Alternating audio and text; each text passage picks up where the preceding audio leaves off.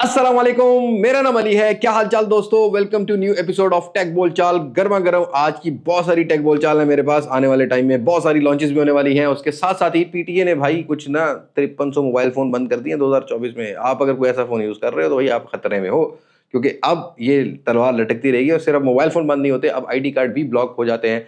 उसके साथ साथ ही भाई कुछ आने वाली डिवाइसेज आए हैं, जैसा कि Vivo V40e की स्पेसिफिकेशन सामने आ गई है।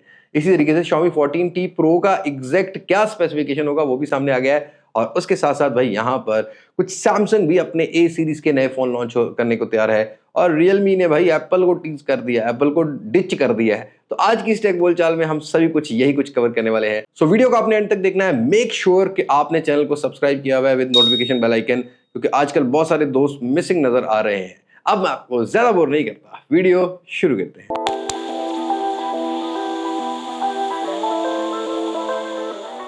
दोस्तों, सबसे पहली टेक बोलचाल की बात करते हैं तो पीटीए ने भाई तकरीबन 5300 मोबाइल फोन ब्लॉक कर दिए हैं जो कि इलीगल यूजेज या फ्रॉड के केसेस में इन्वॉल्व हैं। लेकिन सिर्फ फोन नहीं ऑफ किए भाई, ये तकरीबन 113 आईडी कार्ड ब्लॉक किए हैं, कुछ बैंक अकाउंट्स सीज किए हैं जो कि फ्रॉड में यूज हो रहे थे। और ये खबर लेने का मकसद ये है कि अगर आप आजकल वैसे पाकिस्तान में जो पैच पीटी वाला सीन चल रहा है उसमें ज़्यादा चीज़ें इन्वॉल्व हो जाती हैं। आपने कोई गलत फ़ोन लिया हुआ है, आपने कोई ऐसा फ़ोन खरीद लिया जिस पर गलत एक्टिविटी हुई है, या उस पर कोई आईएमईआई नंबर ऐसा है जिस पर गलत एक्टिविटी हुई है, तो आप भी टेंशन में आ सकते हो। आईडी कार्ड तक ब्लॉक होता है, बैंक अकाउंट तक ब्लॉक होता है, और फिर ओपन भी नहीं हो रहा भाई। एफआईए में बड़े केस भुगतने पड़ते हैं आपको। तो मेक श्योर कि आप जो फ़ोन बाय कर रहे हो वो किसी इलीगल एक्टिविटी में इन्वॉल्व ना हो, क्योंकि इस टाइम टर्म्स एंड कंडीशन और ज़्यादा सख्त करता जा रहा है पीटीए।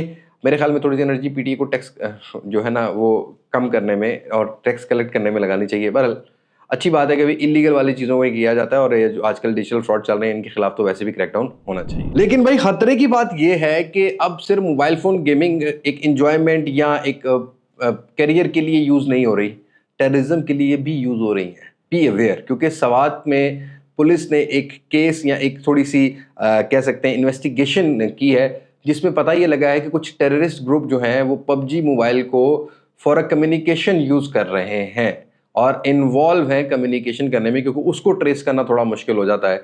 तो इस तरह की गेम्स का गलत फ़ायदा भी उठाया जा रहा है। और आप कोशिश किया करो कि अगर आप चलो इस तरह की कोई गेम खेल ही रहे हो सर्वर बेस्ड, एटलीस्ट आप उनको फ्रेंड्स बनाया करो जिनको आप जानते हो।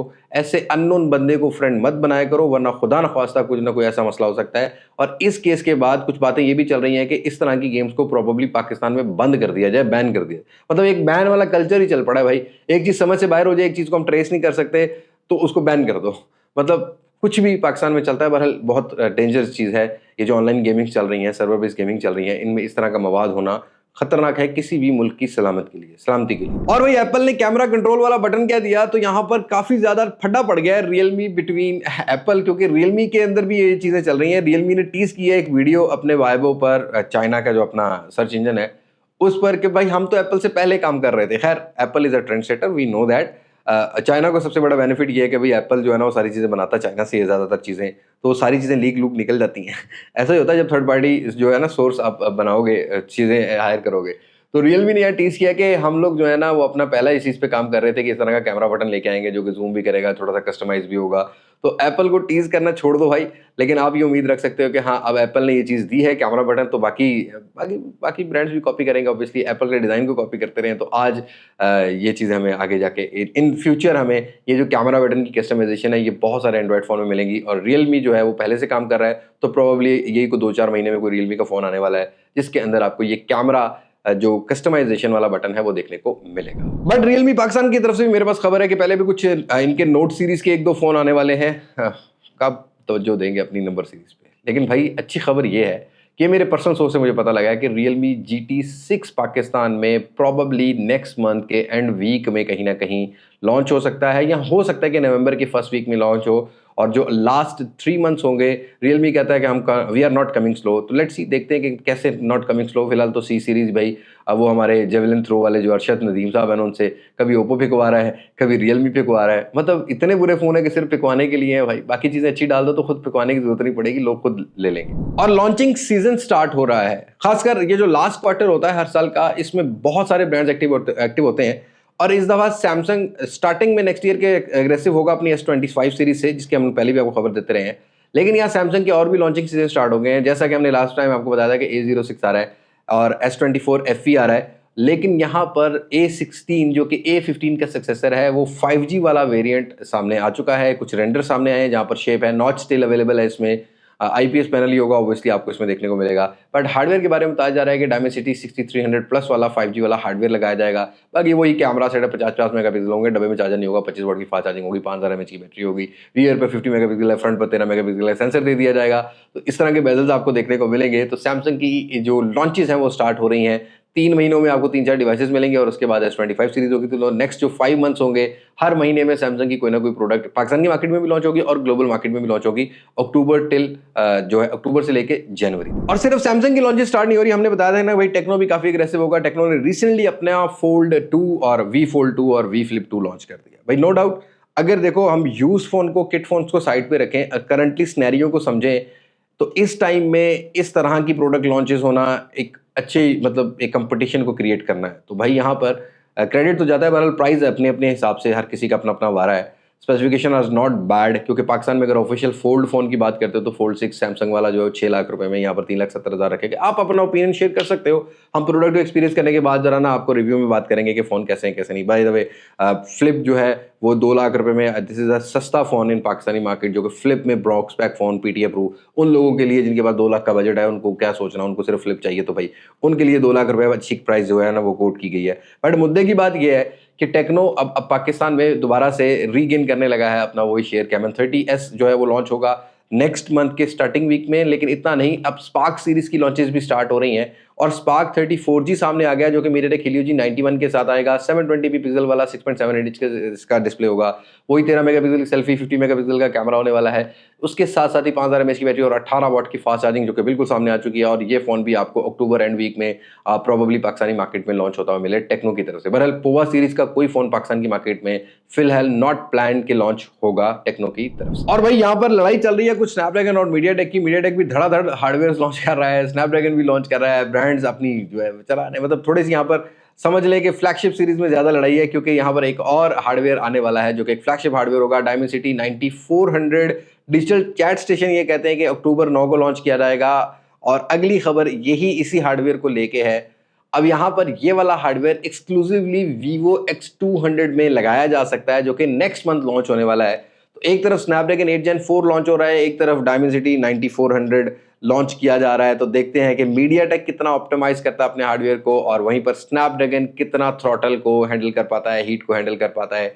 ये तो इन फ्यूचर पता लगेगा। बहरहाल Vivo X200 next month launch हो रहा है और Vivo ने लास्ट ईयर X100 सीरीज से भी ग्लोबल मार्केट में काफी कैप्चर किया मार्केट। ऑल्दो पाकिस्तानी मार्केट में X सीरीज के अभी भी फोन फाइनलाइज नहीं है, लेकिन आफ्टर दीज फोल्ड फोन जो टेक्नो ने लॉन्च किए हैं या Xiaomi कुछ अपने फ्लैगशिप फोन ला रहा है, मुझे लगता है कि अब Vivo भी प्लान रख रहा है कि अभी नेक्स्ट कुछ फ्यू मंथ्स के अंदर अपनी X सीरीज को वापस लाया जाए। आफ्टर X80 हमें ना तो 90 सीरीज मिली है, ना ही 100 सीरीज मिली है। तो अब Vivo का टाइम आ गया है कि अपने आप को मार्केट में मनवाए, पर प्राइस स्ट्रेटेजी को भी थोड़ा सा बेटर करने की जरूरत है। अब Vivo की बात की तो पाकिस्तानी मार्केट में इस मंथ के एंड पर Vivo V40 लॉन्च होने वाला है, हम उसको जरूर कवर करेंगे। बट भाई Vivo V40e जो कि सक्सेसर होगा Vivo V30e का, इसका भी कुछ कलर सामने आ गया। ब्रॉन्ज कलर नया आ रहा है भाई, मतलब अगर desert gold, desert colour, desert titanium Apple ने लॉन्च कर दिया ना, तो अब सारा गोल्ड कलर वाला ट्रेंड चलने वाला है। यहाँ पर ब्रॉन्ज कलर का आपको एक कलर जो देखने को मिलेगा Vivo V40e में। और ये बताया जा रहा है कि इस दफा 1.5K का कर्व डिस्प्ले होने वाला है और इस दफा आपको मीडियाटेक का हार्डवेयर मिलेगा। स्नैपड्रैगन 6 Gen 1 लगाया गया था इस दफा V30e में, बट अगली जनरेशन V40e के अंदर आपको मीडियाटेक का हार्डवेयर मिलेगा। डायमेंसिटी 7300 होने वाला है, बाकी 8GB रैम होगी, 256GB वाला स्टोरेज होने वाला है, एंड्रॉइड 14 फ्रंट टच OS 14 को बताया जा रहा है। और उसके साथ साथ ही यहाँ पर आपको 50 मेगापिक्सल का optical image stabilisation, 8 megapixel ultra wide sensor, 5500 mAh की बैटरी, बाकी 80 वाट की फास्ट चार्जिंग इस फोन में मिलने वाली है। और Vivo V40e will be launch next month, क्योंकि जारी बात है अगर V40 इस दफा लॉन्च हो रहा है पहले, तो फिर V40e जो होगा वो आपको 1 महीने के बाद अक्टूबर में पाकिस्तानी मार्केट में भी देखने को मिल सकता है। और भाई अगर टेक्नो ने लॉन्च कर दिया अपने फोल्डेबल फोन, तो अब इन्फिनिक्स कैसे पीछे रहने वाला है। इन्फिनिक्स का भी पहला फ्लिप फोन आने वाला है और मजे की बात यह है कि पाकिस्तान में पोस्टर लीक हो रहे हैं इसके।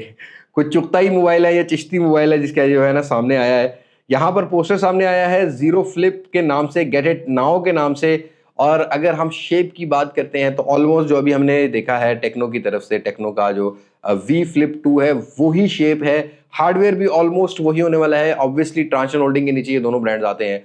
तो इन्फिनिक्स अपना फ्लिप सीरीज में इंटर होने जा रहा है, तो यहाँ पर एक चीज़ मैं ज़रूर इंक्लूड करना चाहूँगा। देखो भाई, पहले तो ब्रांड फोबिया बहुत सारा होता था, लेकिन अगर हम इन 5 सालों में देखते हैं तो बहुत सारे ब्रांड्स ने अपने आप को ग्रो किया है। स्पेशली जो चाइनीज़ ब्रांड है, इन्होंने मार्केट बहुत ज़्यादा ग्रैब की है, हर ही प्राइस सेगमेंट में अपनी प्रेजेंस रखी है। और लास्ट ईयर तक मैं अगर बात करता हूँ पाकिस्तानी मार्केट में फ्लैगशिप फ़ोन्स की, तो भाई शाओमी और सैमसंग की प्रेजेंस रही है। लेकिन अब उस प्राइस सेगमेंट में Transsion holding, Tecno, Infinix enter हो रहा है। वीवो अपनी एक्स100 सीरीज अगर ले आता है, ओप्पो अपनी फाइंड सीरीज ले आता है, तो मुझे लगता है कि for a customers, for a users एक अच्छा कंपटीशन होगा, जिसकी वजह से एक अच्छा प्राइस सेगमेंट भी सेट किया जा सकता है कुछ ब्रांड की तरफ से। तो हाँ, इसका फायदा जरूर होता है। बट अब फ्लिप और फोल्ड फोन जो फ्यूचर फ्यूचर हम चीखते थे पहले, अब वो रियली में नजर आ रहा है और अफोर्डेबिलिटी में भी नजर आ रहा है। वरना फ्लिप फोन जब लॉन्च होते थे 3.5 4 लाख के लॉन्च होते थे, और जो सैमसंग की लेगेसी है, इसको ये बहुत ज्यादा हिट करेंगे जब ये 2 लाख रुपए में फ्लिप फोन दे रहे होंगे और ज्यादा अच्छे फीचर्स के साथ दे रहे होंगे। ऑल्दो वो यूआई वाले फीचर्स तो नहीं मिलते, सैमसंग को हमेशा से यूआई के चार्ज करता है। बट अगर आप बाकी चीजों की बात करोगे, अभी मैंने रिसेंटली जो वी फ्लिप 2 टेक्नो का एक्सपीरियंस किया है, ऑनेस्टली जी फ्लिप 5 को तो इजीली compete करता है, नॉट इन हार्डवेयर, बाकी सारी चीज़ों में फास्ट चार्जिंग देखो, अगर आप डिस्प्ले देखो तो उनमें तो compete करता है। बहरहाल यूआई और कुछ चीज़ों के सैमसंग ब्रांड वैल्यू के पैसे लेके जाता है। बहरहाल कंपटीशन अच्छा होगा तो अच्छी चीज़ें जो है ना, वो यूजर एंड पर भी देखने को मिल सकती है। Last not the least, Xiaomi 14T series काफी हाइप में है और यहाँ पर यूरोप में 26 सितंबर को लॉन्च हो रही है। कुछ इनका एडवर्टीजमेंट मटेरियल सामने आया है, जिसमें 120 वॉट की फास्ट चार्जिंग भी सामने आ चुकी है कि इस फोन में देखने को मिलेगी। लेकिन इंटरेस्टिंग फैक्ट ये है कि इस दफा जो टी प्रो होगा उसके अंदर सिमिलिक्स लेंस, जो कि लाइका का बनाया हुआ लेंस है, हमने लास्ट ईयर Xiaomi 14 में ये लेंस देखा था, वो लेंस आपको main 50 megapixel with optical image stabilisation मिलेगा। उसके साथ साथ ही लाइट फ्यूजन 900 सीरीज का आपको यहाँ पर सेंसर भी देखने को मिलेगा। 1.5K 144 hertz refresh rate, 9300 plus Dimensity का हार्डवेयर मिलेगा। 3.3 गीगाहर्ट्ज 2 गीगाहर्ट्ज की क्लॉक स्पीड वाला आपको जो है ना वो हार्डवेयर मिल जाएगा। तो लेट्स सी इससे मार्केट को कितना ग्रैब किया जाता है। बहरहाल मैंने इस लेंस को, सिमिलिक्स लेंस को, ये जो ऑप्टिकल इमेज स्टेबलाइजेशन है, ये मैंने पर्सनली 14 में भी एक्सपीरियंस किया है। That was a good phone. तो देखते हैं कि इस दफा कैमरा में कितनी इंप्रूवमेंट है। बाकी टेलीफोटो लेंस के बारे में मैं आपको लास्ट टाइम बता चुका हूँ। और पाकिस्तानी मार्केट में भी प्रोबेबली 26 तारीख के round about he Pakistani market में ये फोन लॉन्च होते हुए मिले। Right now I am not confirm कि प्राइस क्या होती है, बट लेट्स सी इस दफा अपनी टी सीरीज से मार्केट को कितना ग्रैब करते हैं। और मैं अगर पाकिस्तानी मार्केट की गारंटी देता हूं तो टी सीरीज Xiaomi की सबसे फेमस सीरीज है, स्पेशली फॉर गेमर्स। लेकिन गेम के साथ साथ यहाँ पर कैमरा की जो एक्सपीरियंस है उसको भी Xiaomi इनहेंस करने जा रहा है। तो लेट्स सी प्राइस पाकिस्तान में कैसे रखी जाती है, कैसी नहीं। But unfortunate it's a reality के हर दफ़ा आप लोग कहते हो यार आप रोते रहते हो, भाई मैं आप लोगों को रियलिटी बता रहा हूँ। पैसा का डिवेल्यूशन, जो टैक्सेस का सिस्टम है, ये पाकिस्तान में इतना गलत और इतने मतलब हार्ड या इतना महंगा कर दिया है चीज़ों को, जो कि आम कंज्यूमर के, आम यूज़र के पहुंच में रही नहीं है। लेकिन अब हमें भी थोड़ा सा रियलाइज़ करना है कि भाई अब चीज़ें महंगी होती जा रही हैं, तो हमें उसके लिए ज़्यादा मेहनत करके ज़्यादा पैसा कमाना पड़ेगा अगर अच्छी चीज़ें यूज़ कर रही हैं। By the way, this is it. आज की टेक बोलचाल में इतना ही है। आप कमेंट सेक्शन में बताइएगा कि इनमें से कौन सी device will be your favourite, आप किसका इंतजार कर रहे हो। Do let me know in comment section. बस आज की वीडियो में इतनी मुलाकात होगी नई वीडियो में किसी नए अनबॉक्सिंग, किसी नए रिव्यू, किसी नए कंपैरिजन के साथ। तब तक मुझे दे इजाजत। मैं हूं अली बात से पाकिस्तान जिंदाबाद। अल्लाह हाफिज़।